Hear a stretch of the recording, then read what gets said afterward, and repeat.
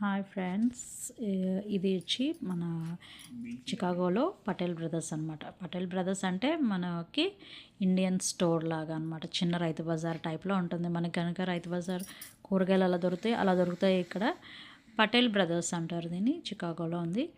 మేము వెళ్ళింది చికాగో అనమాట. చికాగోలో పటేల్ బ్రదర్స్. ఇవన్నీ ఇక్కడ అన్ని కూరగాయలు, వెజిటేబుల్స్ అవి మంచిగా మనకి ఇండియాలో ఏవైతే దొరుకుతాయో అవన్నీ దొరుకుతాయి ఇక్కడ. ప్రతి ఫ్రూట్స్ అండ్ వెజిటేబుల్స్ చాలా ఫ్రెష్గా, అసలు చాలా ఫ్రెష్గా దొరుకుతున్నాయి.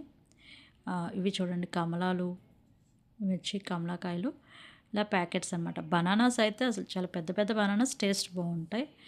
అవి వచ్చి పీస్, కివీ, బ్లూబెర్రీస్, స్ట్రాబెర్రీస్ అన్నీ అనమాట. యాపిల్స్ అది చాలా పెద్ద సైజు దొరుకుతుంది.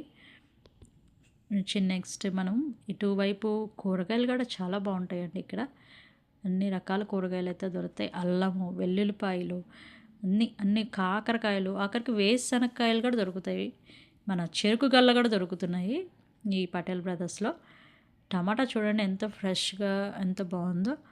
ఇవి యాక్చువల్లీ మన సైడ్ టమాటా లాగే ఉన్నాయి కదా.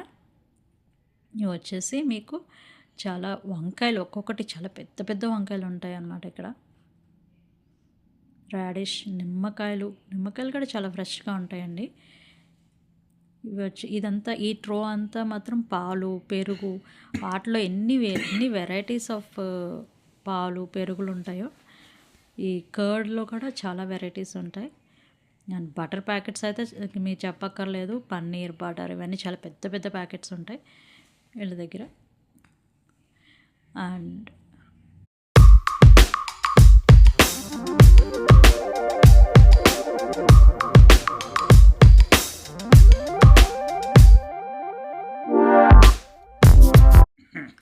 ఇవి కూడా చూడండి, పాల క్యాన్స్.